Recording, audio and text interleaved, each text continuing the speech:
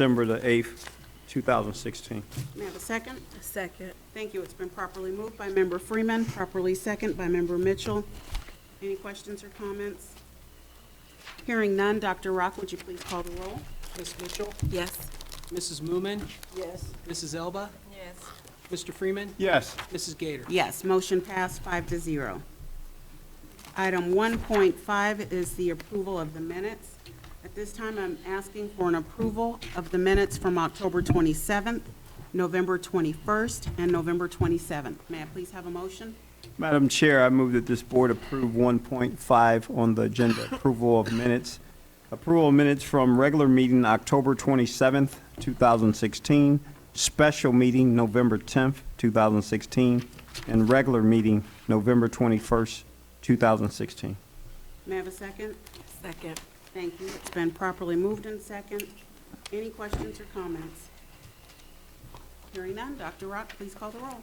Mrs. Moomin, Yes. Mrs. Elba, Yes. Ms. Mitchell, Yes. Mr. Freeman, Yes. Mrs. Gator. Yes, motion passed 5-0. So at this time, item 1.6 is public participation. This is our opportunity, this is the public's opportunity to address the board. We do allow 3 minutes for public participation. So, Dr. Rock, I see you have a couple of cards there. Mrs. Ray, or it's congratulations to Mrs. Ray? The person didn't sign it. Was that from you, Mr. Vaughn? Would you come down, please? And tell who you are. Thank you. If you would, please tell us your name, address. My name is Rafiq Vaughn. I'm the principal of Eastwood Elementary School. And I just wanted to give a public, congratulations to Mrs. Ray, the staff at the high school, Ms. Principal McDowell, Eberhardt, Ms. Townsend. I was here for 2 events, both the HBCU fair, college fair, and also last night for the STEAM event. And they both went out without a glitch, a great deal of professionalism. And I just want to say publicly, good job to you all, because sometimes you need to hear that from your colleagues. Very nice.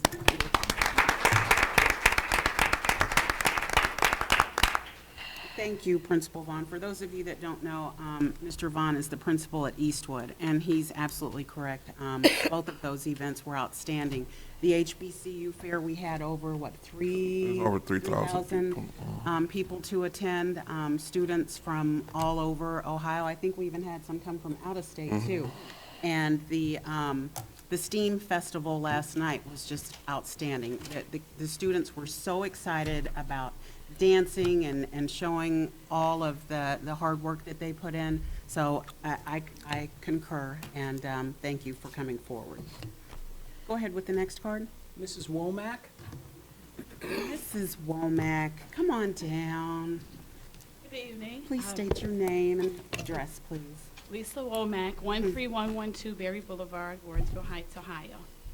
My huge question and concern, why is the calendar year to begin school starting so early in August, seeing that we had so many concerns last August with nosebleeds, a teacher fainting, the heat in the classroom was unbearable at times, and now we're beginning earlier in August. And I would like to know why the beginning date was changed. I'm going to let Mr. Jolly. Yeah, well, Question. that was our first meeting with the union to discuss it. It has not been brought to the board yet, so we will take recommendations moving forward. But that is the preliminary schedule that was. Preliminary, Yeah, it's okay. preliminary. We talked about it with the union. Both unions sat at the table. I did send it to the board to a review, but it has not been presented to the board for approval. I do appreciate your comments, and we will take those into consideration. The thoughts were to provide more instruction time before the state assessments. That was the rationale behind it, to ensure that we had enough days to adequately prepare our scholars. But we will listen to the concerns. They were mentioned when we were talking to the union about the heat.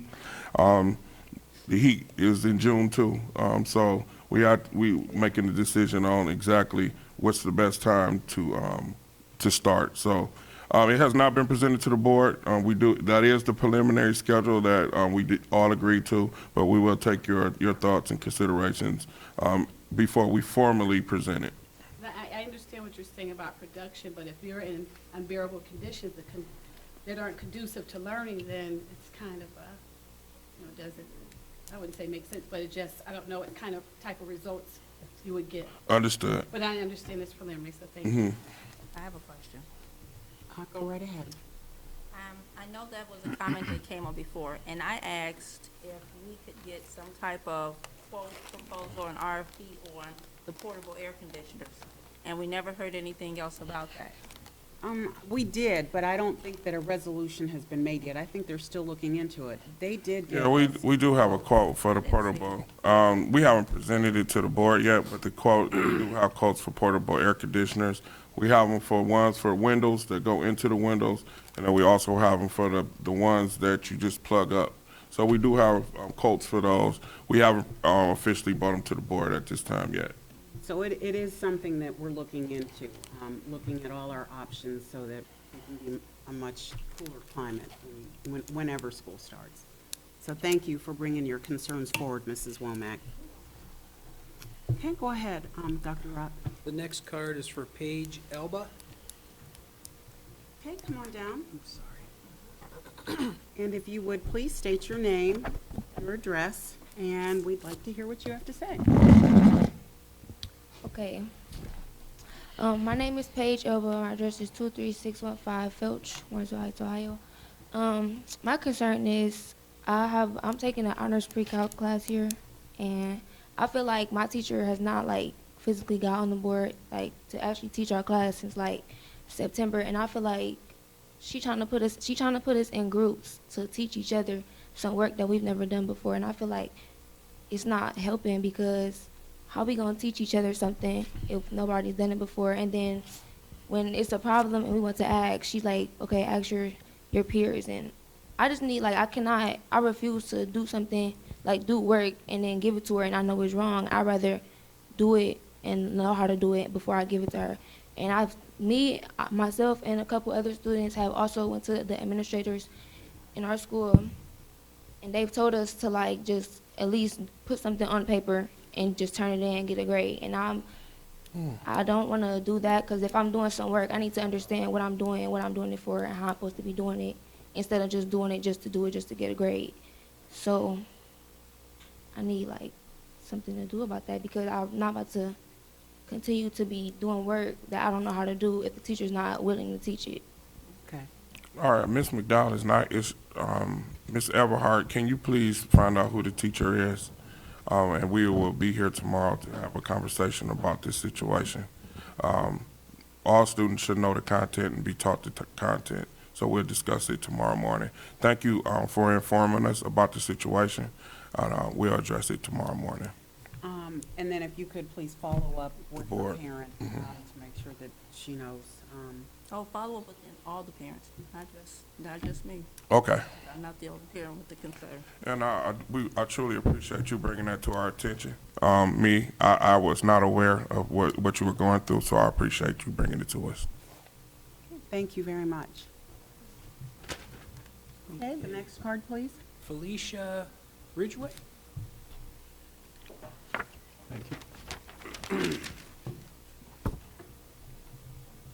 Good evening, everybody. Good evening. Good Happy evening. New Year's and all that good stuff. I was at, not the last meeting, because I was here doing the, filling out scholarship ready for my daughter. I was here, I think the meeting before about the bullying Mm-hmm. and the bullies, Mm-hmm. and I did speak with Mr. Jolly. I've been meeting with him, and I have some paperwork on the bullying program that I guess we're trying to get together, and it was about the retaliation, the target, staff, and things about the bullying and with the parents and also the teachers, the children is being bullied.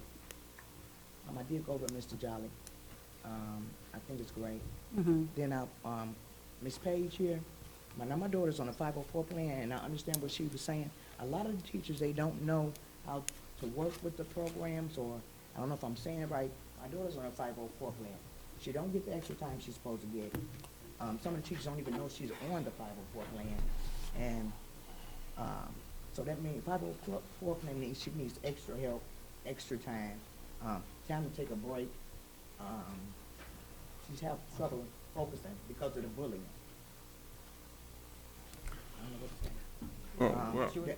One more thing. Now, the teachers and the staff, it's a lot of disrespect going on with our children.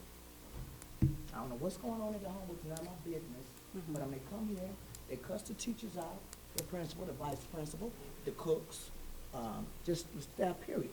And nothing is being done. And they keep telling the people that's getting cussed out, write it down. Okay, write it down, when you gonna do something about it? You know, if the parents have no control over the kids, then they need help. You can't come here disrespecting the staff, because that means it's bad for the other children. That means they figure, oh, well, so-and-so just cussed you out or disrespecting you, so let me see if I can get away with it. Then they want to put them in timeout or give them a few days or nothing can be done. You know what I think? Send them home to their parents, if their parents homeschool, or put them out. And that goes along with the bullying part. My child's been bullied from kindergarten. Like I said, she has trouble focusing. Right now, she'll come home and get in the bed. I don't know why. She sees a psychiatrist. Get in the bed and stay there. And sleep and wake up at 9 o'clock or 8 o'clock. The teachers don't know how to work with them. The staff don't, the principal.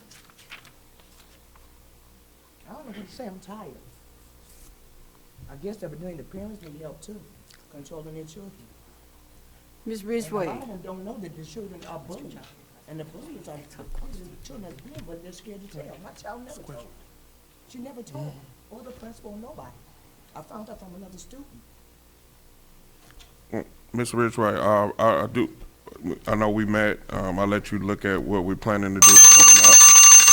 I appreciate your feedback on the plan that we're trying to implement.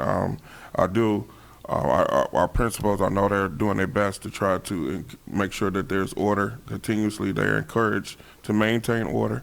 And we'll talk next week. I want to make sure that as we move forward, that your concerns are addressed. Okay. Thank you. You want to answer? Thank you Ms. very much, ma'am. Ms. Ridgway, I'm remembering you from a month ago, and plus I know your daughter very well. Are you saying that nothing has changed since within the last couple months with the bullying? I think it's a little better. Oh, okay. We're out there fighting. Okay. Like I said, my child never told me she was being bullied. Another child came to her. Okay. So she's not telling me anything. So she's not talking to me. She doesn't want to talk to me. She's telling me the same thing. But a student came who was witnessing the bullying. So I don't know. So, and I do want to address that. We're looking at a system where people can report bullying anonymously. So it's like an app, and yeah, we're looking at doing that. So will be coming soon. But we definitely, this is not just unique to the high school. It is a phenomenon that bullying is up. So we do want to address it. I appreciate you coming and sharing your concerns. All right. All right. Thank you, ma'am. Mr. Curtis Bluxon?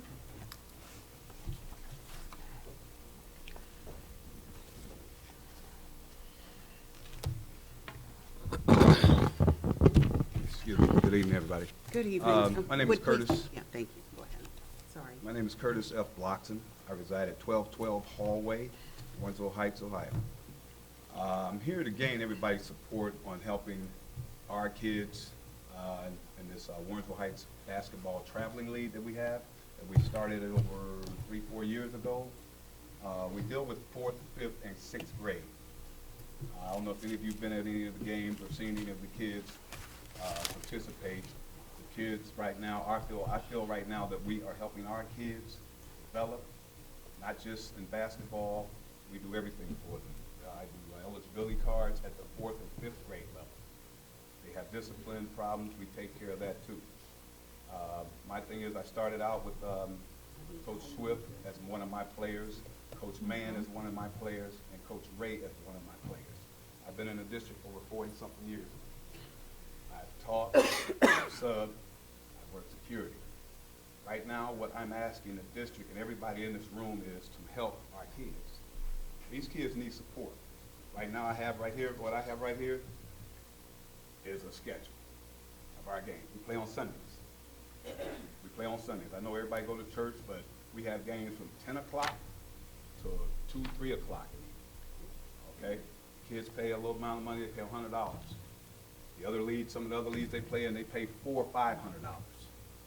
The league may cost us $600. 10 or 12 kids on a team. That does not cover everything that we need to do to take care of these kids.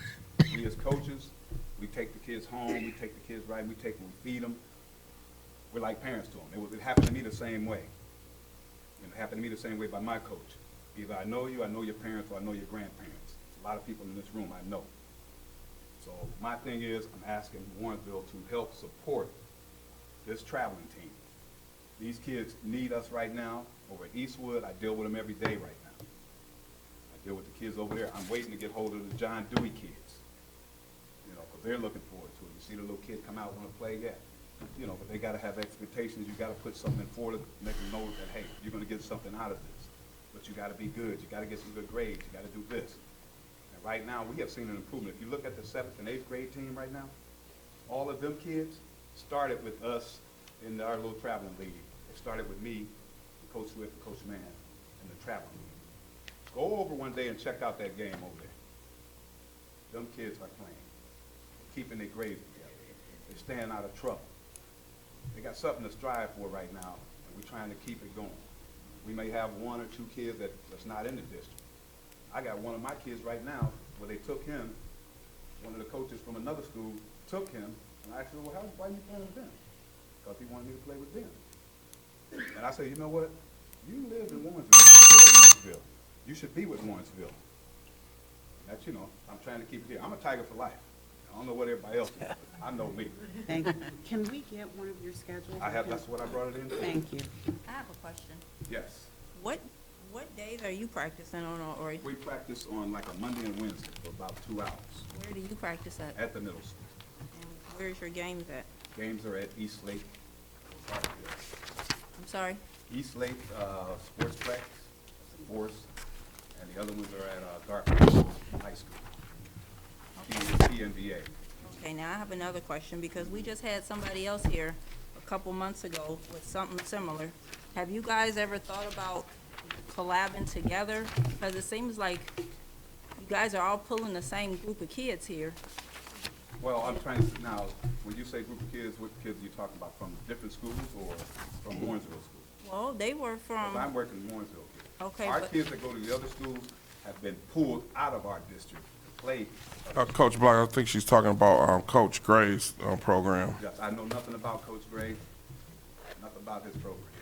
He never came to me, and I am Mr. Basketball, so.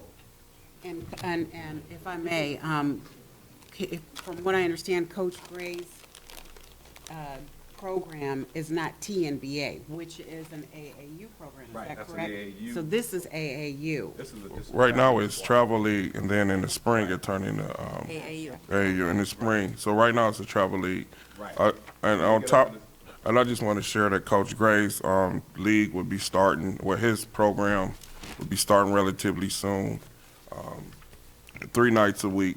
In the future, we hope that these programs will be one.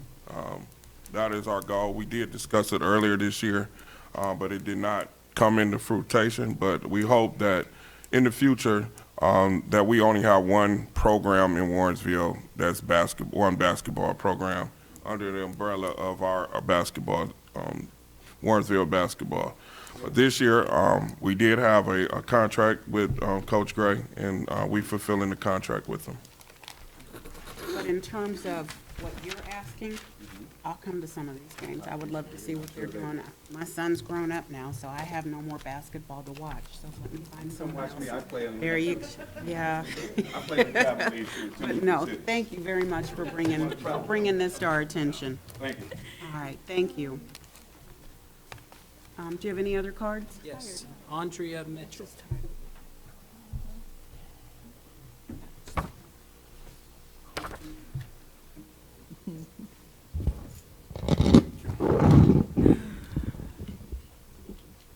Welcome. Season's greetings. My name is Andrea Mitchell. I reside at 4127 Eastwood Lane in Warrensville Heights. And there's just two things I wanted to share. One is that 3 weeks ago, a few of my colleagues and I on council, and I see Mr. Booker went for the first time, and Mr. Howard went to National League of Cities. I've been going, this was my 5th one. And every year we see a lot of young people. They have a youth advocacy group, and they have different groups of young people from around the country who attend every year.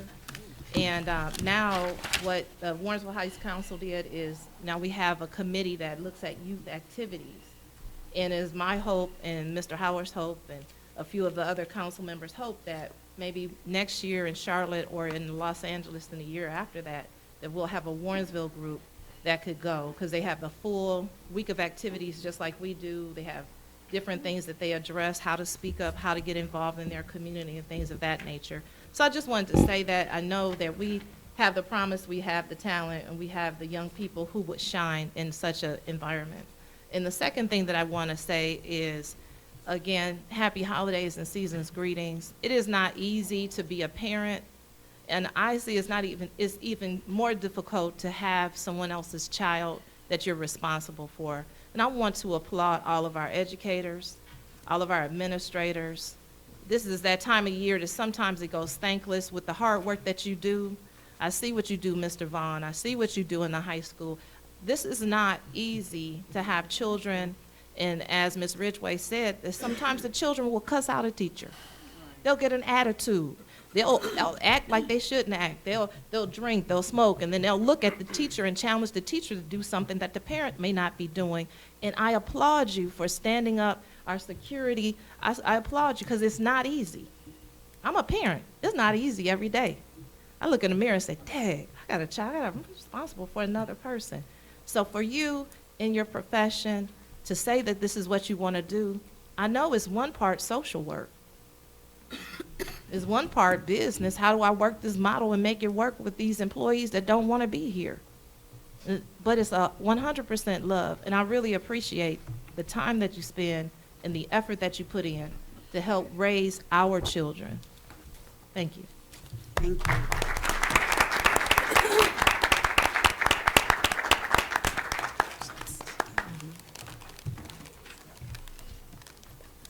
That completes the public perception. Okay, all right, well, thank you. All right, well, thank you, everyone, for your comments. We will now continue on with the rest of our agenda. Item 1.7 is going to be a presentation from Dan Wilson with Mentor Schools on Fiscal Grants Management Service, and this is by recommendation from our treasurer, Dr. Rock. Yes. So go ahead, and I'll let you set Have the a brief set the stage. introduction, Yes. if that's okay. Can I approach the board? You sure can. Thank you. Thank you.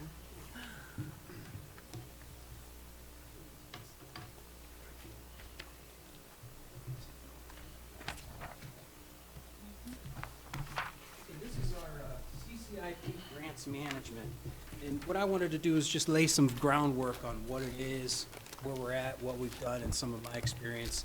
And then we'll get into Mr. Wilson's presentation from Mentor City Schools, the Chief Financial Officer.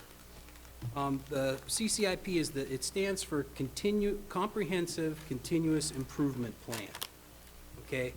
And this is a system that runs through the Ohio Department of Education, and this is how we receive our allocations of funds on federal and state funds. When you receive your federal, even though it's federal money, it has to have a conduit to come through the state. So this is how we receive our money. The system reports the expenditures of each fund, and then we do what it's called project cash requests to get our reimbursements back. So we spend the money, we file with the state, and they give us our money according to the state funds. So some of the examples on our books right now, it adds up to $2.8 million, and you'll see that on page 2. This is just real brief. This sets the foundation. So you can see we have a Title I grant, school improvement. Title IIA is for teacher quality, for teachers to improve their professional learning opportunities. IDA, which is special education, 21st century early child. Prior practice here, and this is what we're going to change by the presentation tonight. Prior practice was that large advances would be provided through the general fund. In other words, the general fund would loan money to these funds, so they would have money to spend throughout the school year. Then the school year would complete, and at the end of the school year, then we would get the money from Ohio Department of Education, we get the money back, and then we would pay that money back in the new school year to those funds to make them whole. And then that was a cycle that just kept going. So, and then we would request the cash at the end and chase the paperwork afterwards, which is fine. It was purely within compliance of the program. But with this, what we're going to propose tonight will increase our cash efficiency, and that ties into my report later in the meeting on interest revenue. So if you go to the third page, all of these funds are restricted funds. They all have a purpose that is restricted to the use of that fund. There's restrictions that relate to new staff and how you could use your staffing. There's restrictions on certain line items, like some funds you can only spend a certain amount on supplies. There's restrictions on the unused amount. If at the end of the year we don't use everything, there's some restrictions on what you could carry forward and if you get a carry forward or not. So there's a lot of compliance. And so then if you see on the bottom of page 3, you could see our advances in and out. You know, this is $2 million. So again, we can have an efficient process in place to where we're requesting this money throughout the year instead of chasing it in a year following, in a subsequent year. And then my prior experience with this, at one of the districts that I worked at, it was a very, very small district, and they just had the county educational service center run the whole program. And I don't even know if they even do that anymore, because this is like 10 years ago. But it was for a substantial amount of money, because what they did was they kept a unit of our funding, and I can't remember the exact number, but I know it was somewhere between $25,000 to $500,000. I mean, $25,000 to $50,000. So it was a substantial amount, but they would do all of the management of those funds, and then the school district would just pretty much collect the money. So that was one example. And then when in my career, as I got to a larger district, they actually had a department and a person that specialized in this. And that's what brings us into Mentor City Schools. Mr. Wilson's office is very experienced in this, and they have the capacity and the experience of working on even larger amounts and working with a lot more people than what we would. So the service that Mentor City Schools would share with us would help us manage this system. So Mr. Wilson's the Chief Financial Officer of Mentor City Schools, very successful, very well known with all of us treasurers, and he's even helped the district bring me in, and he's helped Warrensville. So if I could put this, roll it over to Mr. Wilson. Thank you. Thank you so much for coming, Mr. Wilson.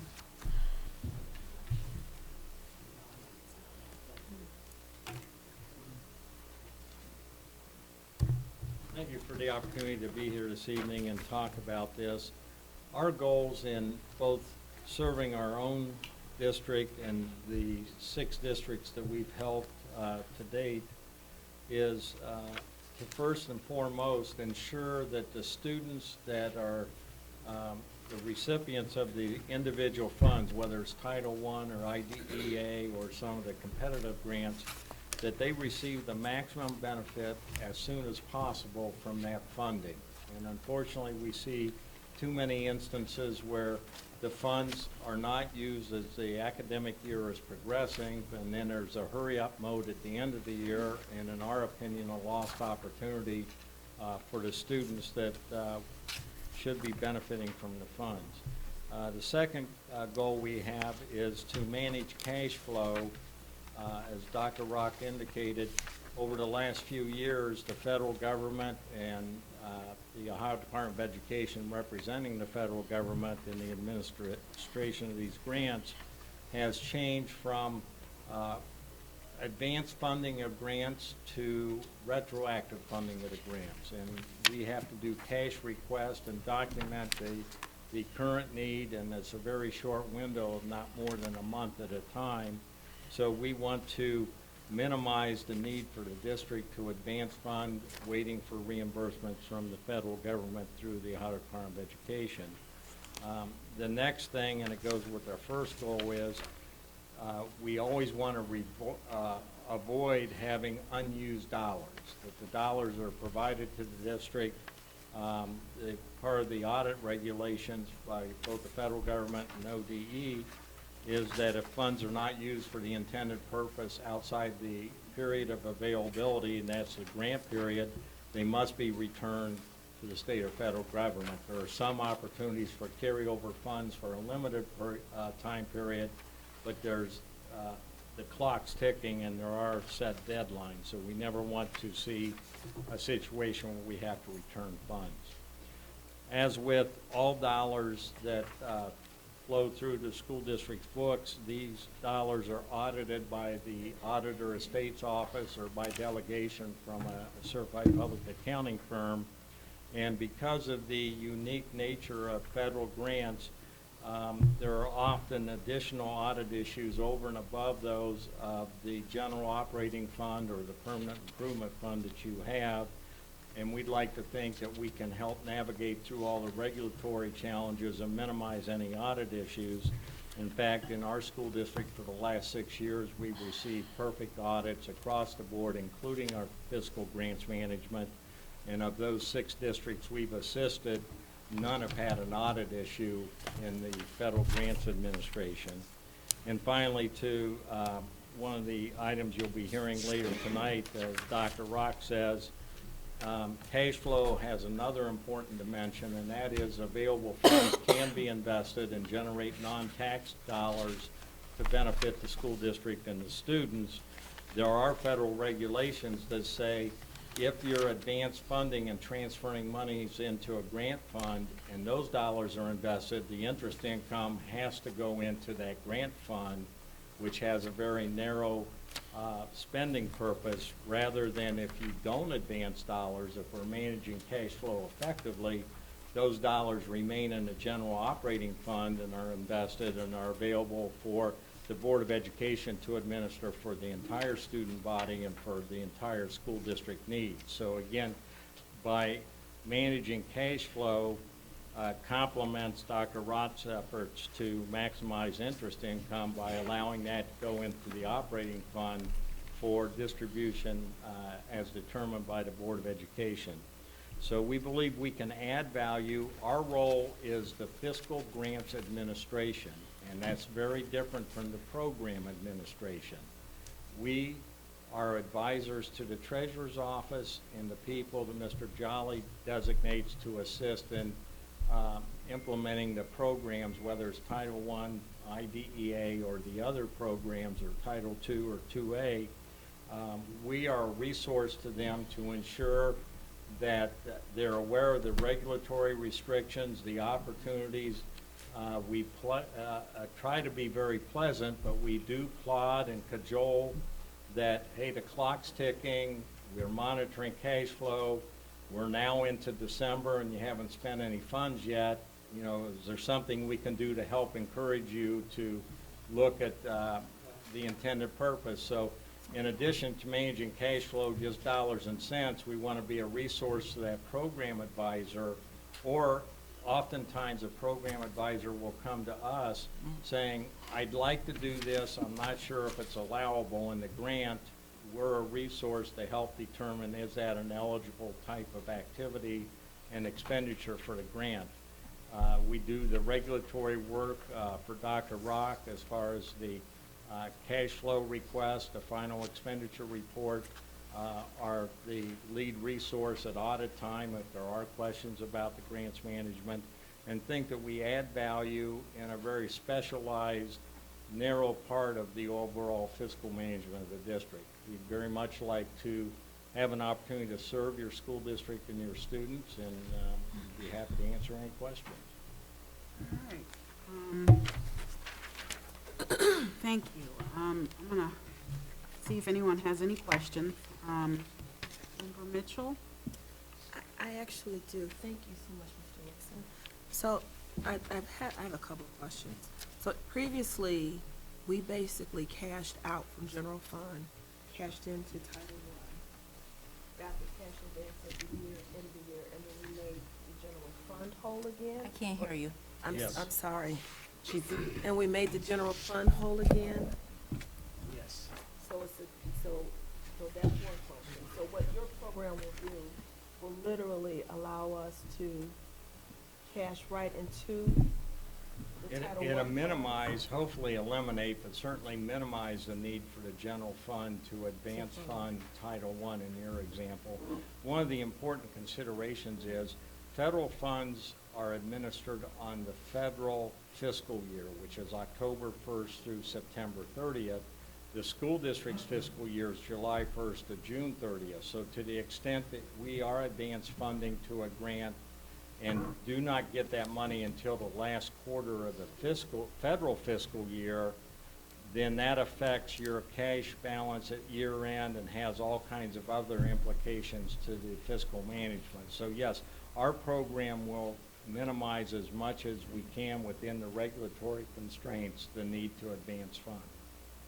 We won't eliminate in advance, the need for an advance, but it certainly won't approach the total cost of the program, which is the method that's been used here prior. So in other words, right now, this school year, we are expecting an advance back from our state funds of $2 million that was spent last year. And just like Mr. Wilson said, we file the final expenditure reports in September. Then we have to wait for that to be finalized. They just were finalized for us on some of them now, so we're expecting that. And now I could finally make that advance back to the general fund. So it goes even more than a year because you have that extra 3-month window. Now, what an advance is in June, if we have the spending and we requested the cash and the cash hasn't come in yet, and it's June 30th, then we have to close the books. We can't have a fund end in a negative amount, and we advance the money in, and then in July or August, the money comes back. So you see what we were doing? We were doing the whole program, so we weren't waiting until July or August.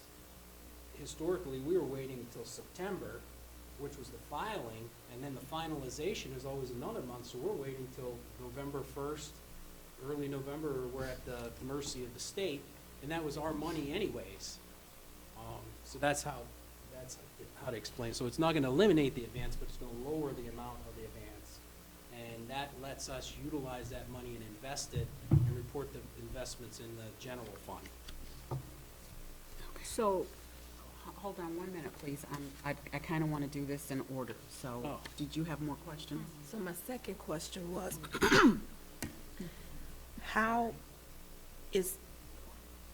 so we want Mr. Wilson to come in and function as a money manager, for lack of a better term, for this funding. Is there a reason this can't be managed out of our office? When we get there to that capacity. Okay. See, and that's what we're taking advantage of. Mr. Wilson's office is very large, and it has a lot of experience, and Mr. Wilson has a lot of experience. We need to raise our benchmark to that. We're not there right now. And that's why the prior procedure was done that way, with that advancing and then chasing the funding afterwards. That right there shows that number one option might be there might not have been enough time for the prior treasurer. There might not have been enough training. So we're going to be able to catch up all of that by utilizing the capacity of shared services with Mentor City Schools and their expertise. Can I ask one more question, please? Yes, go So ahead. this includes training and readiness for your team? Yes. And with that, how long would you take to get up to speed? I think a two-year cycle, we could reassess where we're at, but I would be confident that exposes us to 2 full cycles of seeing how this should be done and how we could ramp up our expertise. I'm sure Mr. Wilson could say some districts are so small, they just don't have the staff. When we say capacity, it's staff. Like in our office right now, we have 5 treasurer office employees. Mr. Wilson's is a lot larger. 13. And we have one person dedicated to fiscal grants management, and Mrs. Wallen, our assistant treasurer, was formerly in that position, now oversees the districts that we help on a contract basis and also has that knowledge. So again, there's an extra layer of regulations from the federal government and additional restrictions, and we like to think that we have the opportunity, because we have dedicated personnel, to stay current, to attend state seminars, to interact with the Ohio Department of Education on behalf of the federal government, to stay as current as we can. So we can dedicate resources a little bit easier than in a smaller district, but certainly part of what we do and part of the beginning process is to help document what processes and procedures you already have, sense where you don't have those, and help create those so it's more or less a handbook on how to do it. And then if at some future point Dr. Rock or the board says we want to designate this person to be our internal expert, certainly we'll work with them to ensure they benefit from all the documentation and knowledge and the processes we know are successful. I do have a couple questions, and I guess I can address this to Mr. Wilson or you, Dr. Rock. Well, I guess to you, Dr. Rock, if you looked at the books, who has been taking care of this for the district prior to you coming aboard? The treasurer, Okay, the assistant treasurer, some, and then whoever was in charge of special ed. Right now, it's our niece, so that's the other part too. We have new administrators. So the person before our niece had substantial training with this program. and have we missed any funds in this district, would you say? I mean, with the grants and federal grants, have we missed, as a district, any of those funds? No. Okay. But this year, we do have a carryover that we have to spend. So there was and one of the funds has some limitations on, like I said, there's restrictions on how much you can use on your unused funds. So we have to spend that, so we need the assistance. Okay. So once we can ramp up and utilize the capacity. All right, and then, Mr. Wilson, when Dr. Rock goes through audits and everything like that, are you still held accountable? Or, I know he's assistant as a liaison, but, Well, yeah, we are accountable as the school district. okay. So you're just using their expertise? Yes. Okay. No further questions, Madam Chair. It's almost like outsourcing a I got you. extra staff member. I got except you. that we're in a staff department I got you. that we can reach out to when we need them, and they're Thank going to you. help us along the way. No further questions, Madam Chair. I don't, no, he asked the question, I was going. Okay. Tracy asked the question, the Okay. second question that she asked, so there's no need. Okay. Member Ola, did you have some questions? I got several. Of this list, who are you currently working with? It says current and former. I'd like to know who are the current people that you're working Yes, with. we are currently doing grants management for Richmond Heights School District, the West Geauga Local School District, the Patel for Kids. We just finished with the Kirtland School, and we just began with East Cleveland Schools. Okay.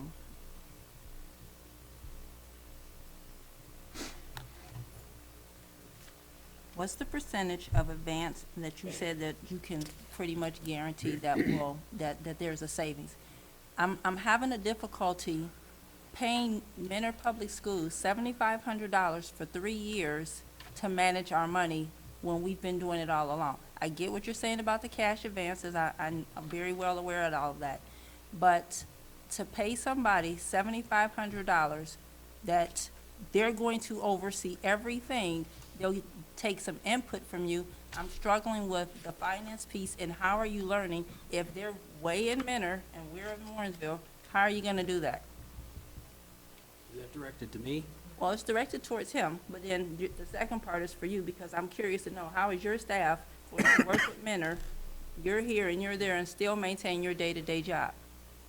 Well, I'll respond first and then yield to Dr. Rock. First, we proposed a 2-year agreement, not a 3-year agreement, just to make that one notation.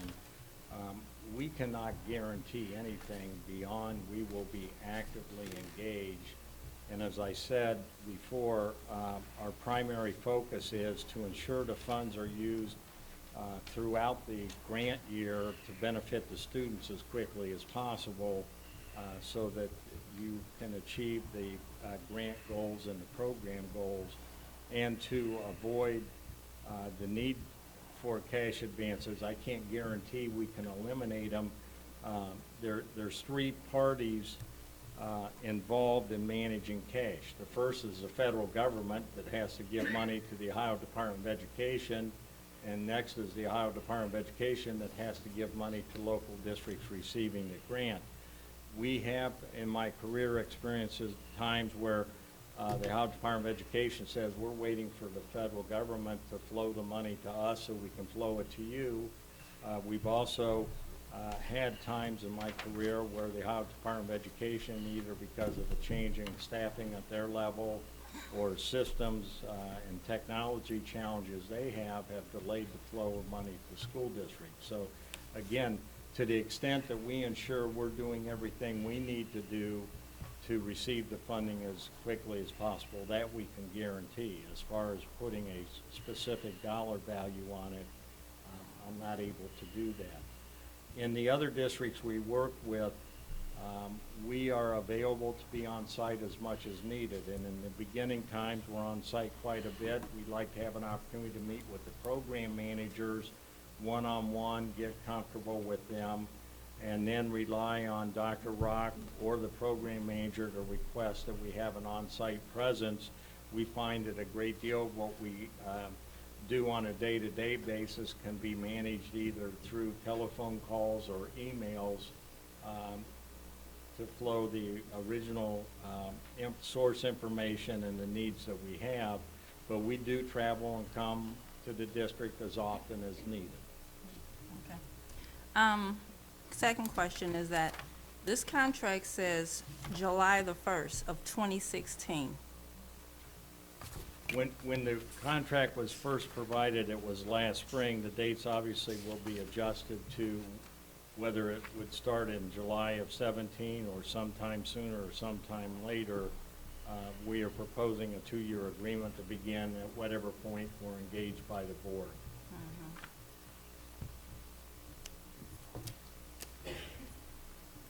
So again, this gives us a chance to get a structured service from a district that already has substantial experience. I don't know, what's the amount of your state and federal funds for mentor schools?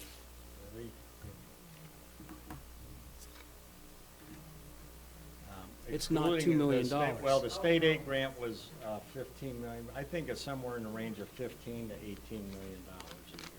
So see, we're able to get the expertise of someone that's managing 18 to 20 million dollars, with even more programs at a school district that has 7,500 students, 7,700 students, and you know we're 1,600 students. So you can see it's the size, and that's where from my past experience, when I was at a very small district, you just don't have the capacity and expertise to do that. When you get to a bigger district, when I was at Riverside, we were 5,000 students at one point in time. They were able to afford to have someone on staff that could specialize in that. Now, at Riverside Schools, it was the assistant superintendent and the assistant to the treasurer, and they handled the whole program. The superintendent and myself, we oversaw it, made sure it was being, run right, made sure it was being audited correctly, but they ran it. So they were able to have that. So if we were going to do this in-house right now, we would need to get someone that was experienced. And in order to pay for someone that's that experienced, we wouldn't be able to afford that on our staff. But for a minimal amount, we're able to have access to a full department of not just one person handling it all. Mr. Wilson, who we have here, and then his expert is Debbie. And then there's even more staff on how you run the program. If there's something unique at your school, like say if we were going to do a straight A grant, you have a straight A grant where you built a whole building out of it. So we have access to that.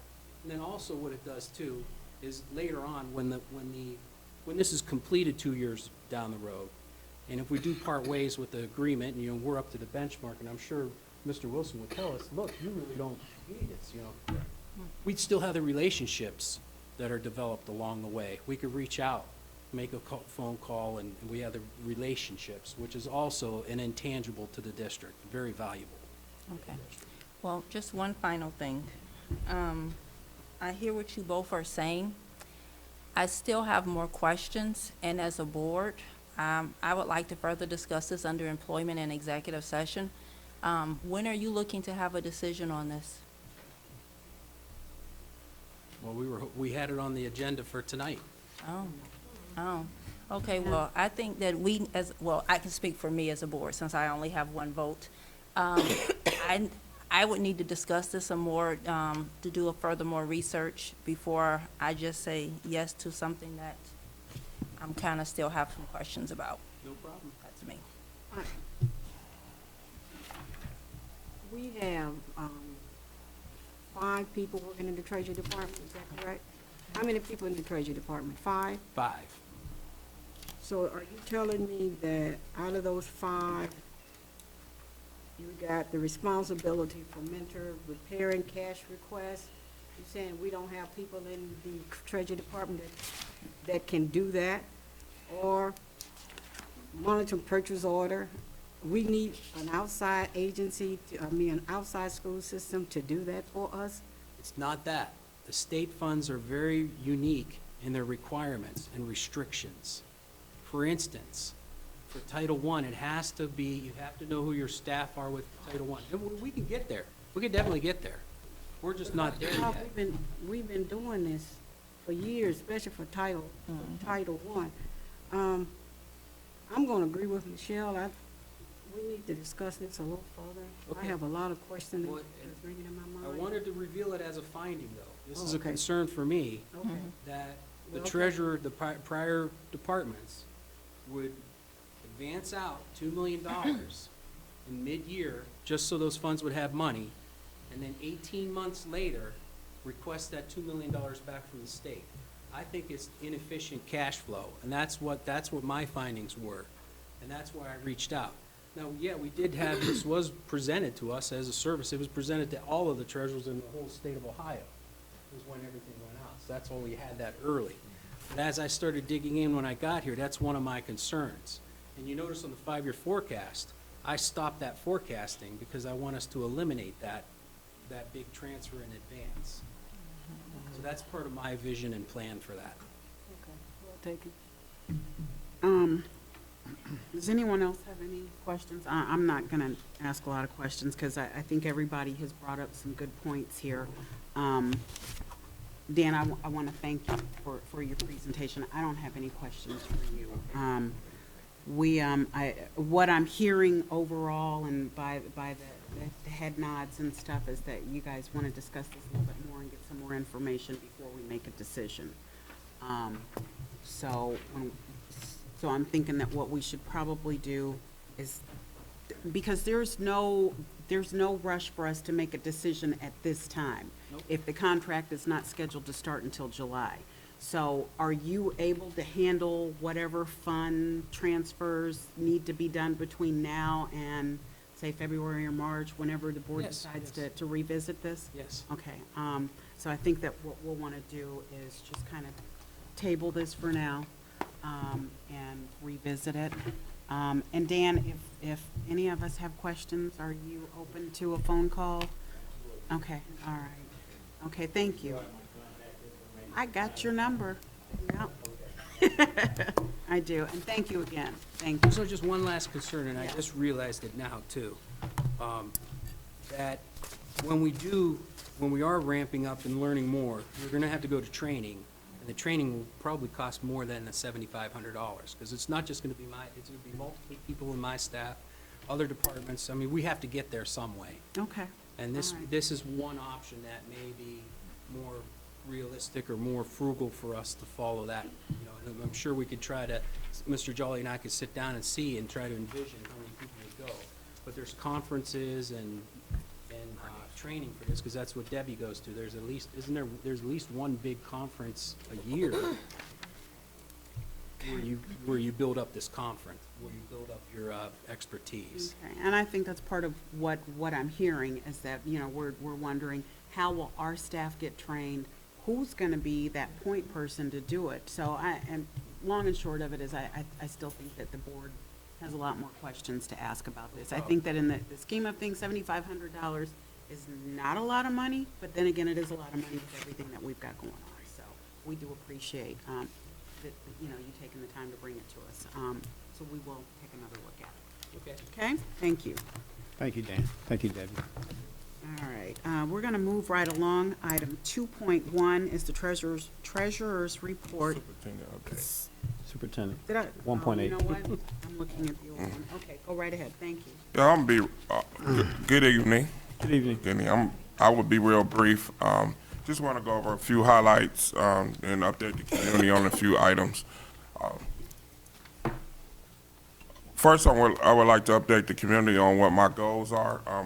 I had my evaluation on Tuesday, and I wanted to reveal and let the community know exactly what my goals are for this coming school year.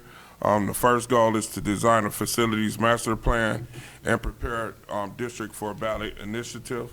As in case the community doesn't know, the board is moving forward with a building plan. We're looking at possibly being approved by the OFCC in July. And with that approval, we will have 13 months to pass a ballot initiative. Up until that point, there's a lot of work that has to be done to get us there. And our new strategic plan, it covers our strategic plan, goals 3 and 5, and the Ohio Superintendent Standards 2 and 5. Our second goal is to design and implement plan to increase the performance index from 52.8 to 57.8 by August 2017. That is our achievement goal. Our principals and our academic team are working very hard to achieve it. This goal will demonstrate growth in our school district across the board.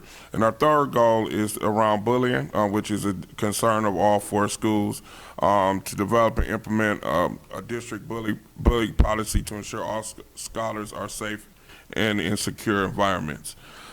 Next month, we will bring a bullying plan to the board. Ms. Ridgway is working with me on that to make sure that the plan is inclusive. We also have the Superintendent's Council who also will be assisting in that. I wanted to give the community an update on our high school busing. We started high school busing on November 28th. Our numbers are steadily rising. We had a low point last week. We have a lot more riders in the morning than in the afternoon. We had tested the afternoon dropping. I didn't put the afternoon numbers down, but our afternoon is about 20 less. It's based on students participating after school activities after school. But as you can see, we're averaging about 119 riders a day. And this is, all know we haven't had full busing at the high school in a very long time. So I wanted to get a board update and a community update on our ridership. This morning we had 122 riders, and we anticipate tomorrow morning with the snow, it'll be a lot more. Enrollment, I just wanted to share with the board our enrollment numbers. On the first day of school of this year, we have 1,546 students. At current today, we're up to 1,636 students. The enrollment at John Dewey is at 450, Eastwood 333, the middle school 340, and our high school is at 518. We have began to get an influx at John Dewey of students. I think you have 4 or 5 this week come in at John Dewey. We are at capacity in kindergarten. We are 28 in the classroom. We have space issues, and we will be coming to the board with some solutions to that relatively soon. Also, I just wanted to really publicly commend Ms. Constance Rudolph. If she can please stand, please.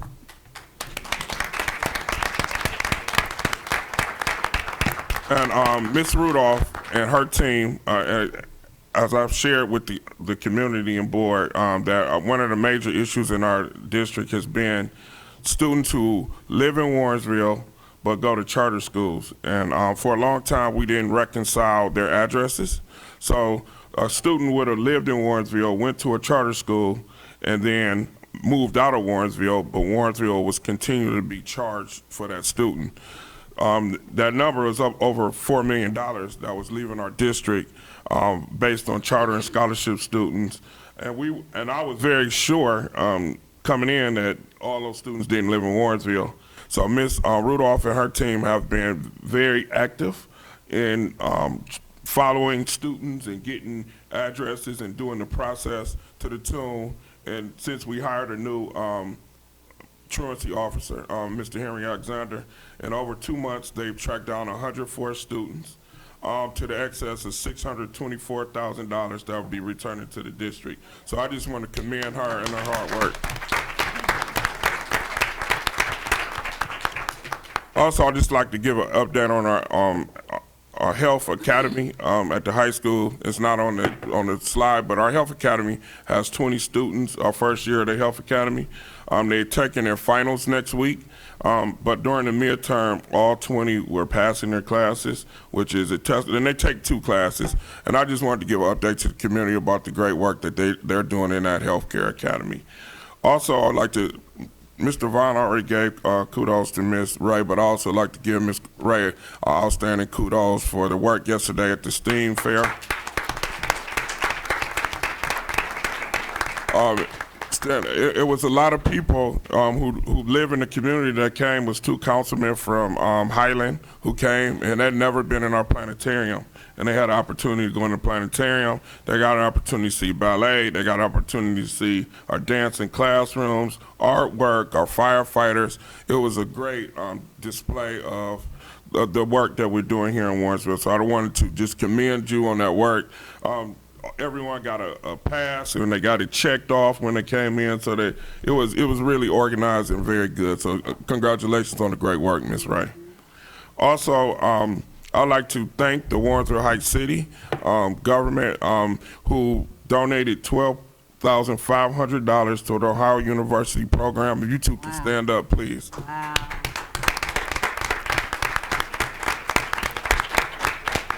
If you watch Channel 8 News yesterday, our students were featured for our program with Ohio University for our Future Aspiring Doctors program. The city of Warrensville contributed $12,500 to ensure that the program continues, and I just want to publicly thank them for their contribution in support of the school district. Also, I'd like to commend another employee, Mr. Swift, if you could please stand. And this is just, and in this case, it's going above and beyond the call of duty.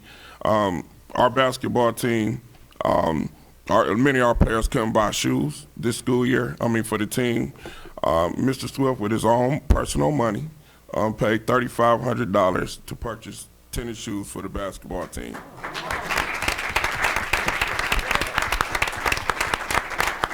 And I think that's something, I went to the game Friday, and our kids did not look the part because we didn't have the shoes in place at the time. But now that they have the shoes, how you look matters. When you're traveling all over Northeast Ohio, it's important that you look the part. And I commend you on taking the initiative to take care and make sure our kids and scholars look accordingly. So thank you. And last but not least, I'd just like to announce that our superintendent council will be headed to John Dewey on January 14th to do a community service, which they'll be reading to the pre-K. Those that don't know, the superintendent council is 23 scholars, grades 6 to 12, who meet with me on a monthly basis, who give me insights, provide deep, they just give it to me real about everything in the district. So he is part of that council, but we have 6th graders, 7th graders, 8th graders, but they give it to me real. They tell me what's going on, what's working, their suggestions we use to make decisions. One of the major things they were concerned about was the busing as it got cold, and we were able to implement that. But we will bring pictures to the next meeting about the reading exercise. But I just want to just share the good news in the district. We acknowledge that we have challenges, but we have a lot of great things that's going on. And that concludes my report. All right, thank you. You actually said exactly what I was going to say. You know, I know everybody says, oh, they always talk about the good things, but that's because there are a lot of good things. We're not trying to shy away from our problems. We know we have them, and we need all of you to, you know, address your concerns with us so that we can address them as quickly as possible. So a lot of good stuff going on, and we appreciate your report, Mr. Jolly. All right, so moving right along, 2.0. Before I continue, Board, I just want to kind of publicly get a consensus. Mr. Jolly did go over his objectives at the beginning of his report. We are all on board with his objectives and agree that that's the course we want him to take, correct? Yes, Yes? from me. Yes. Yes. Member Elba? I'm going with the board. Okay, thank you. And I agree, we are on board as well. So, Dr. Rock, the floor is yours. Thank you. So for this section, no vote will be required because the meeting's so early in the month, we don't have any reports to be board approved. Okay. But anyways, it's just a real short report. I've been keeping you informed on our interest revenue, so I want to take a look today. There's great news. When we signed up with our Star Ohio account, when we originally signed up, the interest rate was 0.52. Well, as of yesterday, or today, it was 0.74. So as interest rates go up, our interest revenue will go up, okay? And it has. Right now, to date, including the November interest, our interest revenue to date is just shy of $46,000. Wow. It's $45,548. It's very interesting, though, if you could just hold that number in your mind, 46,000. Last year, our interest was $8,000. The prior year before that, it was $8,500. And 3 years ago, it was $18,000. So over the last 3 years, we had $35,000 of interest. So we've already surpassed what we've gotten in interest in the last 3 years with just this first move of getting into the Star Ohio account. So it was a big move for us, and I applaud the board for us making that move. Yeah. Now, step two, though, of the investment strategy, and again, on an investment strategy, you want to be safe, liquid. Those are our two most important items, safe and liquid, and then you have to review your timing of when the cash, with what you could invest on your cash flow, okay? So the next step that we could do is, now this is just a Star Ohio account that we're in. There's CDs out there that we could buy. We could buy them in increments of $250,000, which is FDIC insured. So that's safe, okay? Right. Now, it's not as liquid because it's gonna lock in for a time, but if there's an emergency, you could still cash in a CD and you would pay the penalty. So it's quasi-liquid, still liquid if we needed to grab it, okay? Now, in the Star Ohio, it's 100% liquid. We could grab that tomorrow, and there's no penalty. We just would lower our interest revenue. So Star Ohio is 100% liquid. A CD is less liquid, but still with contingencies that you could still grab it if you need it. And then if you get into a bond, that's going to be less liquid. You're going to be locking into a longer term, okay? So what I would like, and I've done some research, and there's some CDs out there that we can grab that are earning anywhere from 1.1 to 1.4%. Now, the ones that go above 1.4% are well out 3 years, and I wouldn't suggest that. But we can put part of our portfolio grabbing some CDs that go out 1 to 2 years. And as we ride the interest rates as that's rising, that will increase our portfolio. So if we could grab some CDs that are earning more than the Star Ohio rate, we can get more interest revenue and maximize our opportunities. So what I would like to bring to the board at the next board meeting is the ability to open up a couple of accounts. Fifth Third Bank sells CDs, and Huntington Bank. And I would like to be able to open both of those So then we can call and find out which bank's offering the best CDs and grab those ones and put those into our portfolios. If that's okay, if I could bring to the board at another board meeting. But you would be bringing more information to us. Is that what I'm hearing? Let me just ask the board members, what would you need from Dr. Rocket in order to feel comfortable with him making this kind of investment? Or is everybody good with it? I would just like to see the Right. comparables of the rates. Okay. Okay. I could do that. I could put that. So I have some of that now, but I could put that and report that back to the That board. would be great, yeah. And I'm sorry, I'm so sorry, Go as right well as ahead. the penalty for early withdrawal. Okay.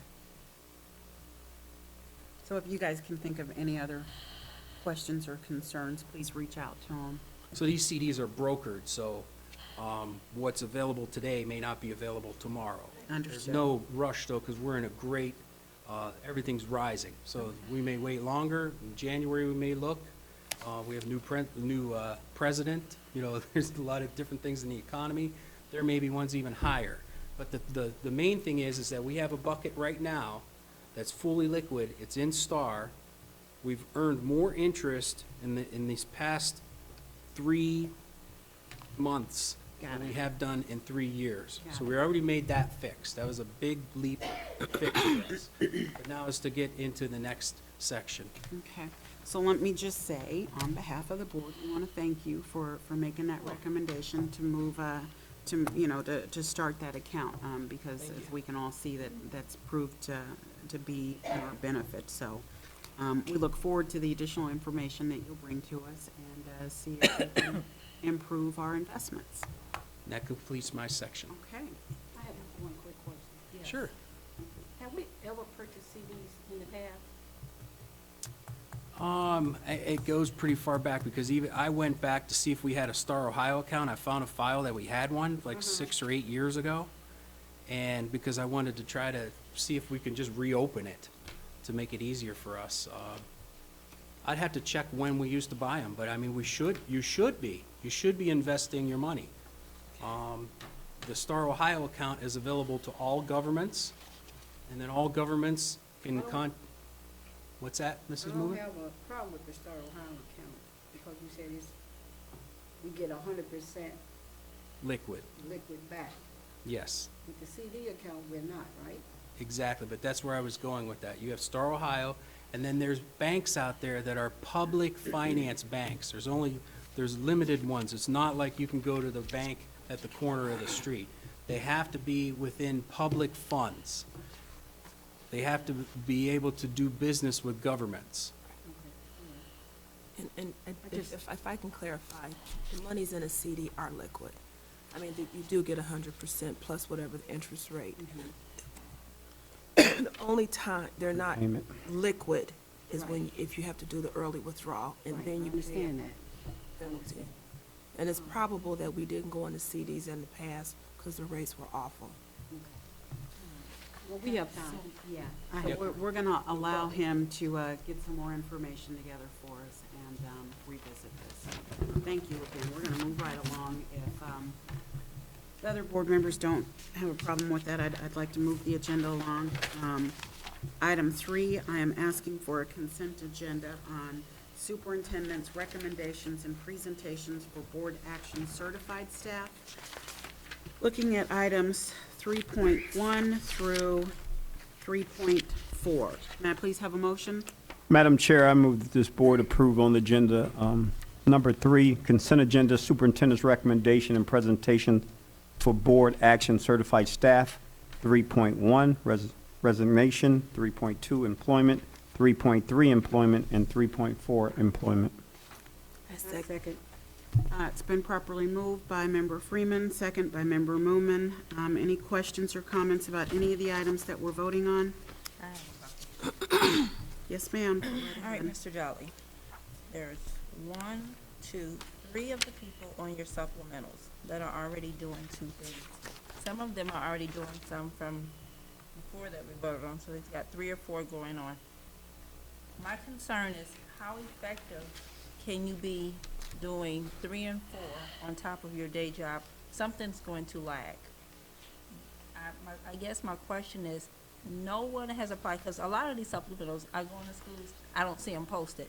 So, nobody, out of all the staff we have in this district, you mean to tell me nobody's ever interested in anything?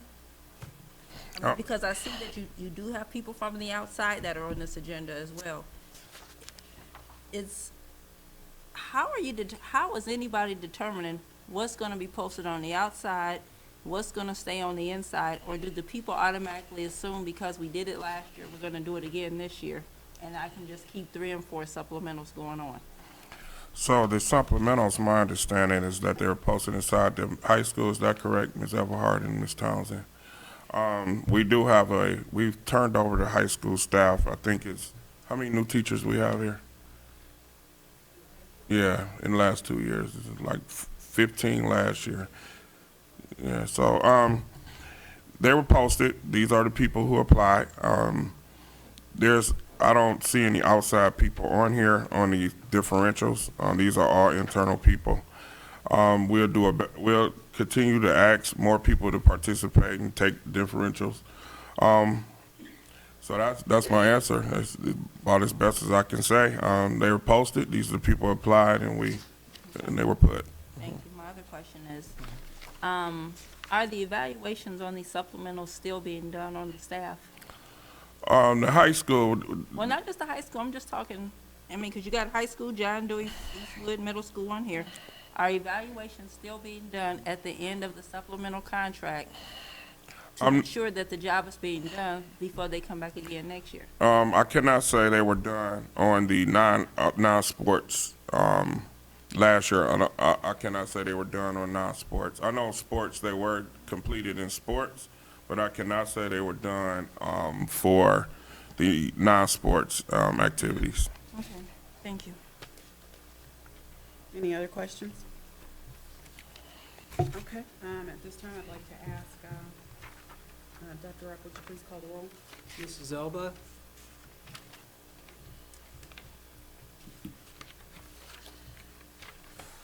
Yeah. Ms. Mitchell? Yes. Mrs. Moomin?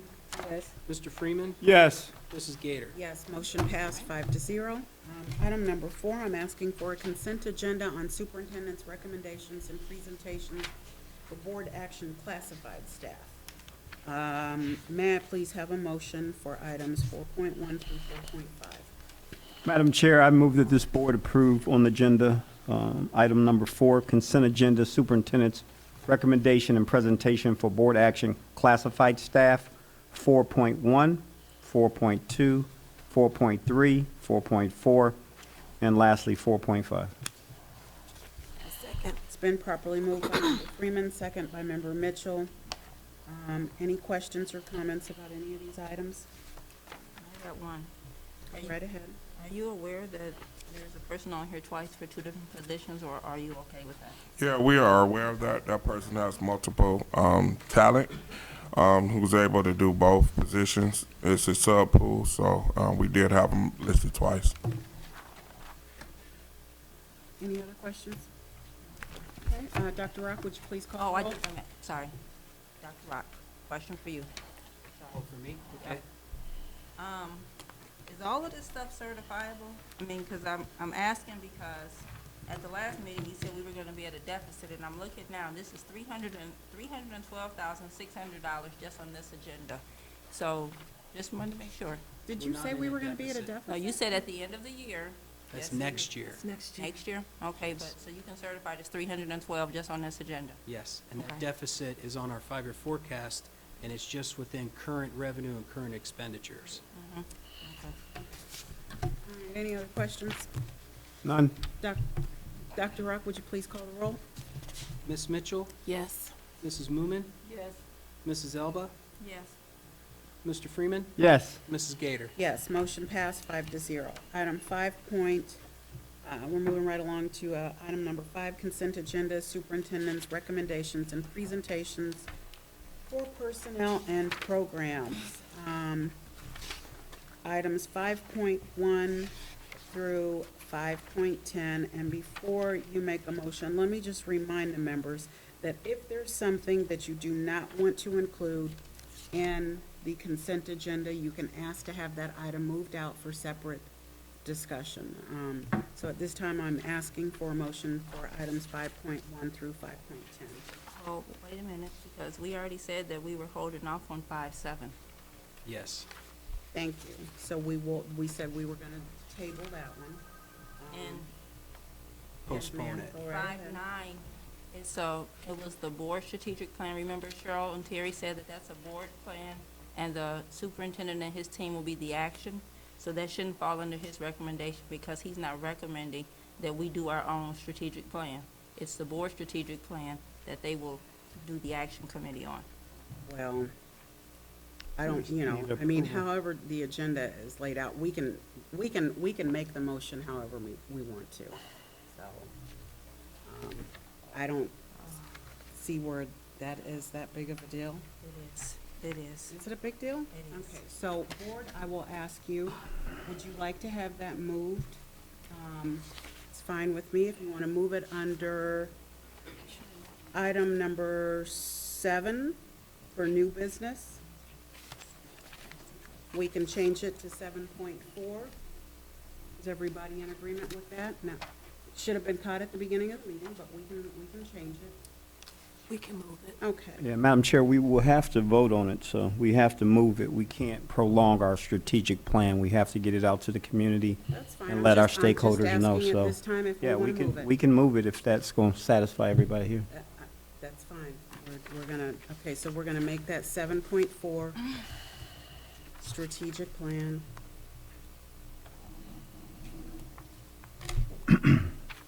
All right, so are there any other items that the board would like to have addressed under this section? Can I highlight 5.1? I just wanted to highlight the work of Mr. Vine in securing 350 coats for the Eastwood students. It was an outstanding job and All for right. our students. And also, I'd like to also address like some of these agreements, like 5.5 and 5.5 in particular, which is over $175,000. A lot of these situations, we have no choice but to pay. There are special needs students who transfer into our district, and we have to service them.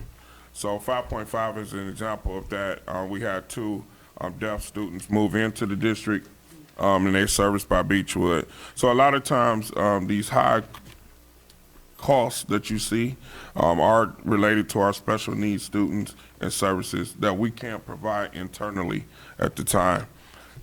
That just concludes. I also want to highlight 5.10, which is our efforts to be out the box. Mr. Vine's team is going to do a intervention during Christmas break, where they're going to bring our 3rd graders in to provide them with reading instruction during Christmas break. I commend that because it's out the box. It's not, everyone say give kids a break, but, we're in a situation where our kids really need the instruction. And I just commend him and his team on the just out the box thinking and doing what's best for our students. So I wanted to just acknowledge that. Okay, thank you. All right, so we need to go back to the motion. I'm asking for a motion to accept items 5.1, 5.2, 5.3, 4, 5, 6, 8. 8, and 10. Madam Chair, I move that this board approve number 5 on the agenda, consent agenda superintendent's recommendation and presentation for personnel and programs, 5.1, 5.2, 5.3, 5.4, 5.5, 5.6, 5.8, and 5.10. Seconded. Thank you. It's been properly moved by Member Freeman, properly second by Member Mitchell. Any questions or comments from the board at this time? I do have a question. Are we, since we've postponed item 5.7, We need to table it. Are we going to table it or postpone? postpone? Okay. It's got to postpone. Are we going to set a date that we need the information back? Well, so we can do one of 2 things. We can either postpone it until a specific date, table it. What are we doing? Postponing or table? Postpone, you said? Always tabling. Yeah, Oh. we should be So we'll postpone it, let's just say until what, February? I mean, because January is gonna be our organizational, January's a busy month. So let's just postpone it until February. Is that okay with everybody? Yep. And you'll give me further questions that I could research and answer for Most you and definitely. provide Yes, data. we and- will. Yes, we sure will, okay? Perfect. Thank you. Now, let's go, okay, so we already did the motion, the second that, take the roll, please. Mrs. Moomin, Yes. Mrs. Elba, Yes. Ms. Mitchell, Yes. Mr. Freeman, Yes. Mrs. Gator. Yes, motion passed 5-0. Now, I would like to go back to this 5.7. Do we need to make a formal motion? Or is it just enough to say we're going to, Have to make a motion. so can I please have someone to make a motion that we postpone this matter until February? Madam Chair, I move that this board approve number 5 consent agenda superintendent's recommendation and presentation for personnel and programs to to postpone 5.7 agreement fiscal grants management service until February 2017. Second. Thank you. It's been properly moved in second. Any questions? Dr. Rock, would you please call the roll? Mrs. Elba, Yes. Mrs. Moomin, Yes. Ms. Mitchell, Yes. Mr. Freeman, Yes. Mrs. Gator. Yes, motion passed 5-0. All right, so now we're going to move right along to item number 6. I don't think well, you know what? I'm just going to ask the board to take a minute to maybe discuss Capitol Conference. I know we said 3 minutes, but we still have some other work that we need to do if we decide to do it, because it is getting late.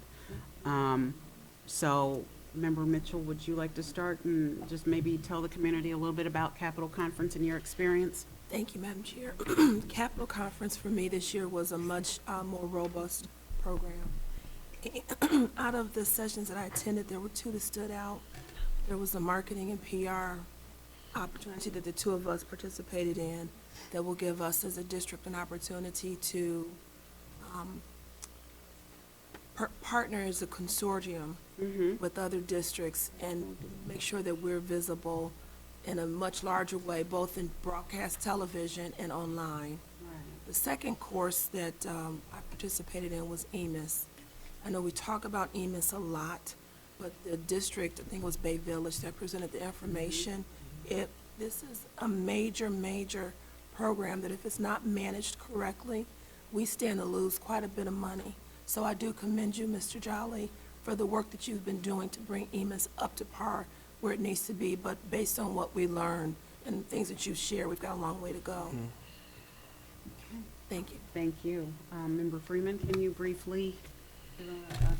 Yeah, the 2 things that stood out to me, one was being the actual legislative liaison. It's kind of disheartening for me when I don't see men or women of my color sitting in a legislative body for Ohio for children, and especially urban schools. So that bothered me a little bit, but I'm going to work on that. The other one was I did and helped in a presentation for a colleague that's with Black Caucus, Al Long and Zach Whiteley. They did a presentation about boards and when you don't get along in board conflict. And they did a role play, and I think, Madam Chair, you sat in with it, and they allowed me to help them with that program. But that stood out because, you know, here's 2 board members, they didn't like each other, but now they're getting to get along for the good of the board. So that one stood out to me because I'm familiar with Al, and he helps me with legislative, and I'm getting to know Zach, so that was the best one. But that's it. Okay, I'm going to let Member Moomin go ahead, and if there's anything you'd like to share? Well, one of the workshops that I went to was a parents' engagement, and I think that's a universal problem. It's just not Warrensville problem. It's just amazing to me how many school board is just as concerned about getting parents involved in the education of their children. We should always have an open door policy when it comes to parents. We should encourage them to come to the school, make them feel welcome in the environment. If we created a good environment, a welcome environment, I strongly believe that we will have more parents involved. And again, that's a universal problem. It's just not parents not in Warrensville, they not coming. It's everybody's concern that how we can get parents involved. And I think we as a school board, we as the administrators of school, we as teachers, we have to come up with ways to get parents involved in the education of their children. The cursing out, I mean, you know, I shouldn't say it's a normal thing, but it tends to be a normal problem in a lot of school systems. And we need to look at that and see what we need to do to create an environment that welcome parents to be a part of the education system. Thank you. Thank you. Member Elba, the floor is yours.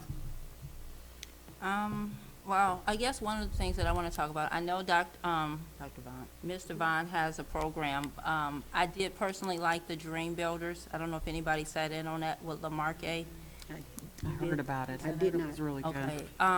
It's a program that he targets K-12, and they work with team building, character building, bullying.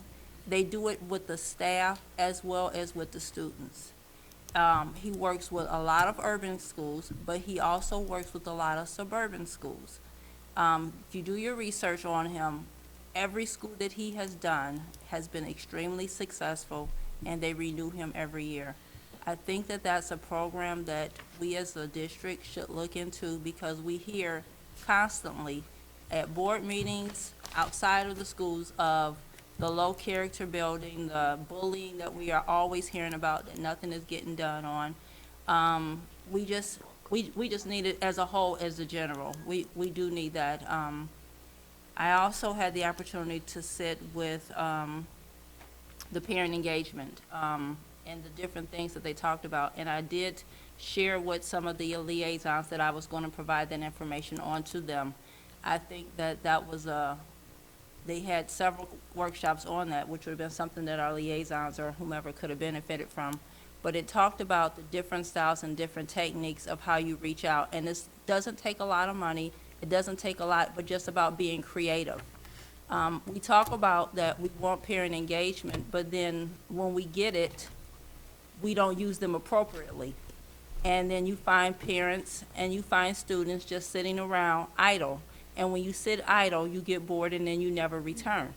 So we have to be a little more creative when we ask parents and whomever to come in to volunteer to help in our district. Okay. Lamarque, L-E, and then this Marque, M-A-R-Q-U-E. I can give you his phone number and his website, but he's very good. He does want to come into Warrensville and do a presentation. I'm just waiting to see how the rest of the team feels about having him come in and present. Is he the gentleman who wrote the book? Yeah. Yes, he's the one who wrote the book. So He- we definitely. He's written several books for our students. I meant to bring some. He gave me 3 as a sample copy, but it talks about the different things, different stages in a child's life and different things. But he's very, very good. He's based out of Cincinnati, and he goes all over. And he has his own team. And I did speak to him about training some of our team to work with him in the program if we did bring it here, and he was open to it, so. Okay, all right. Thank you very much. Did you have anything else that you needed to report on? All right, so I'm going to make mine yes, I do. brief. One more Give me thing. let me get through mine really quick. I'm going to make mine really brief. I attended the same sessions as Tracy, but one of the ones that really stood out to me, which is something that's dear to my heart, is about illuminating the data. And it was all about how you can utilize district data to tell your story, which is something that we just had some discussions with Mr. Jolly on recently. So that was one that stood out to me. although I wasn't at the actual elections, I would like to congratulate Member Elba for being elected as the chairperson for the Black Caucus Scholarship Committee. She was nominated by Member Freeman, so congratulations on your election for that. And I think that's it. I'm not going to echo what everybody else said. It was a really good conference, though, really good in comparison to other years. So thank you all for giving that brief report. It's important for the community to know that when we go to these conferences, we are really working. So we got some good information. Item 7.1, selection of pro temp board president. So, Dr. Rock, would you just kind of explain to everyone exactly what this is and why we need to do it? This is the pro temp board president that handles the meeting before the beginning of the organizational meeting. And then at the organizational meeting, the board selects who the president is going to be, and then the president takes over the meeting from there. So this is the pro temp president is the one that handles the business up until you know who the president will be for next school year. Okay, thank you. Actually, next calendar year. Got you. Thank you. So at this time, I would like to ask if anyone would like to nominate someone to serve as the pro temp board president for the organizational meeting. Madam Chair, I would like to nominate, actually, the current board president, Melissa Gator, yourself, to be pro temp until the organizational meeting. Okay, it's been properly moved by Member Freeman and second by Member Mitchell for myself, Millicent Gator, to serve as the pro temp board president. Any questions or comments? You know what? I'm not gonna. We want to get through this section right here. If you could just wait, we would really like to get through this. We'll address your question as soon as we're finished. Thank you. No, ma'am. No. Yeah, thank you. We will. Same people will be here. Fatima. Go ahead, Dr. Rock, and please call the roll. Ms. Mitchell, Yes. Mrs. Moomin, Yes. Mrs. Elba, Yeah. Mr. Freeman, Yes. Mrs. Gator. Yes, motion passed 5-0. I appreciate your support, everybody. All right, 7.2, solicitation for attorneys. This item is on here. I am asking if the board would like to go out for solicitations for attorneys for the next school year. So I guess what I'm asking for is a motion to either I'm just asking for a motion to solicit for attorneys. Would anybody like to make a motion to solicit for new attorneys? Oh, I do. I definitely want to make a Okay, motion. so to- would anybody like to second her motion? Would anyone like to second her motion? Okay, motion falls flat. We will proceed with the organizational meeting as is. All right. 7.3 is meeting format. So meeting format is something that was mentioned in previous meetings, and what I am asking is that the board agree to change the format of our meetings so that we have one meeting that is strictly a work session with no voting, but we are addressing items either from the strategic plan, policy, but at the end of the day, it is absolutely no voting. It is strictly board's work. No discussions about hiring, unless it deals specifically with the strategic plan. You can't discuss that until the organizational. You can't set a meeting format We're not- until you have your organizational. We're not, I'm just asking them, well, we have to set the organizational meeting and we have to actually But we already establish. set an organizational meeting date. So this is something we've been discussing, and I'm asking for general consensus then. But you Because we can't- have to establish an agenda for the next meeting. Right, but if you read the email from OSBA, she said you can have a discussion. You cannot have a vote on anything that's dealing with 2017 until 2017 Okay, so- at your organization. So let me ask you this, board. Are you good with the superintendent setting the items for the agenda for the first meeting? Yes. Okay. Yes. All right, so we will allow the superintendent to set the agenda items for the first meeting, and you will see the agenda when it comes out then. Oh, wow. Okay? All right. Do we have any correspondence? So that'll be the meeting that follows right after the organization. Yes, because we do our organizational meeting, and then we go into our regular informational meeting. 7.4, thank you. 7.4 is strategic plan. Correct. So, I'm gonna let you go ahead and set the tone for strategic plan, Mr. Jolly. Just maybe explain to everybody what the strategic plan was, discuss what our vision and mission statement is going to be, and just get a general consensus from the board that this is the route that we want to take. Yes, well, the board took did a process of developing a new strategic plan for this school year, for this coming school year, a 5-year plan. We have 5 action teams that will be working on our 5 goals. Our first goal is achievement.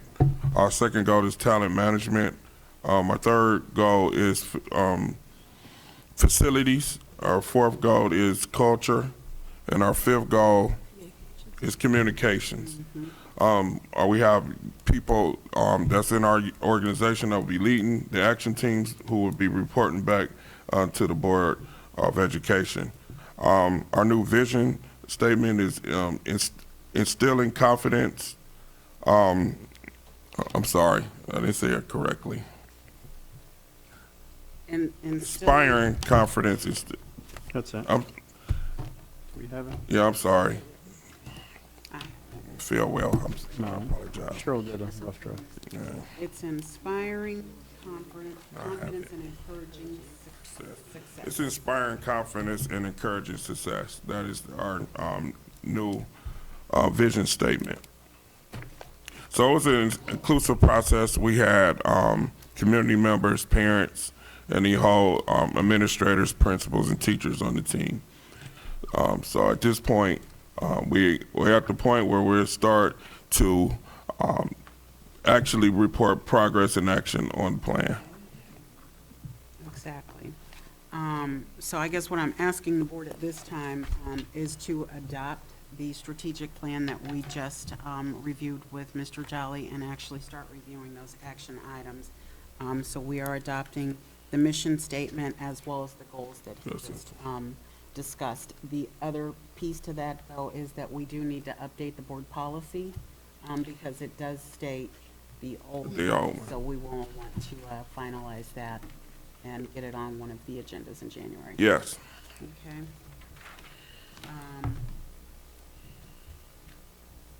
All right. So do we need to vote on that, or we just did, we need to vote on? Okay, thank you. So we do want to make a motion to adopt the district's new strategic plan. Madam Chair, I move that this board approve number 7 of the agenda, 7.4, adoption of the strategic plan, Warrensville Heights City Schools, the actual update, the board policy, and the vision and the goals. I second. Thank you. It's been properly moved in second. Any questions or comments? Hearing none, Dr. Rock, would you please call the roll? Mrs. Moomin, Yes. Mrs. Elba, Yes. Ms. Mitchell, Yes. Mr. Freeman, Yes. Mrs. Gator. Yes, motion passed 5-0. So as we progress, more details about the action items and the overall strategic plan will be shared. So now I'd like to ask, do we have any correspondence? No, ma'am. No correspondence, okay. Any other announcements? I know we've got upcoming board meeting. Next meeting is not until January 5th, which is our organizational meeting. Any other announcements, or we've touched on all of them? I have a question. Ms. Mitchell, did you bring that stuff for the OSBA policy? Did you took all the packets? Oh, I emailed them to everyone. You mean the final prioritizations? No. She's The talking. packets, when we were at conference and we met with the OSBA lady about changing the policies. I disseminated the packets to all of the board members, but I did not bring it with me this evening, no. But each Would you board like us member to has add a that? package. Well, Discussion. for the next meeting? Because it's getting late. Yeah, that's fine. We can have a discussion. I didn't know she passed it out, but yeah, I would like for everybody to look into that, because even though the price is a little costly, it's still a savings for us because we already utilize them anyway. We already pay for the services anyway with them. And because many of us are unhappy with the current policy people that we have, Many or a few or one? many, some All right. are. We'll bring it back up again in January. We can bring it up in January. Yeah, we'll bring it back up again in January. Thank you, Bill. All right, now, let me ask you, Board, because we are supposed to go into executive session. It is getting late. Do you want to go ahead and go into executive session and do this, or do we want to try and reschedule it for another time? I mean, it is getting late.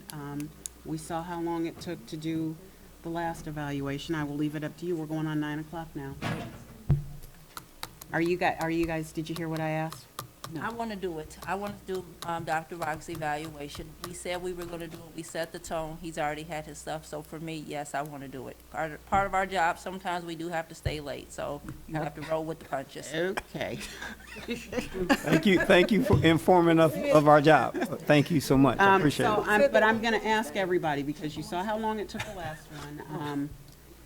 I think if we can make it a more streamlined approach, perhaps we each speak to one topic, that might help move it along. Or not speak at all. Can you what? I said, she said speak at one topic, or said if we don't have any questions for Dr. Rock, we don't have to speak All at all. right, so am I hearing that we do want to go into executive session? Yeah, get it done. All right. Do we have the cheat sheet for executive session? You have one? So can I please have a motion to go into executive session? Madam Chair, I move that this board go into an executive session. We're going to adjourn into the executive session for the, where is it at? Number one. Oh, okay. To consider the appointment, employment dismissal, discipline, promotion, demotion, or compensation of a public employee or official or regulated individuals, students, or the investigation of charges of complaints against a public employee or regulated individual. May I have a second? Second, I'm sorry. Thank you. It's been properly moved by Member Freeman, second by Member Mitchell. Dr. Ruck, would you please call the roll? Mrs. Elba, Yes. Mrs. Moomin, Ms. Mitchell, Yes. Mr. Freeman, Yes. Mrs. Gator. Yes, motion passed 5-0. I would like to thank everybody for coming out. This board is going into, for coming out to our meeting. This board is going to go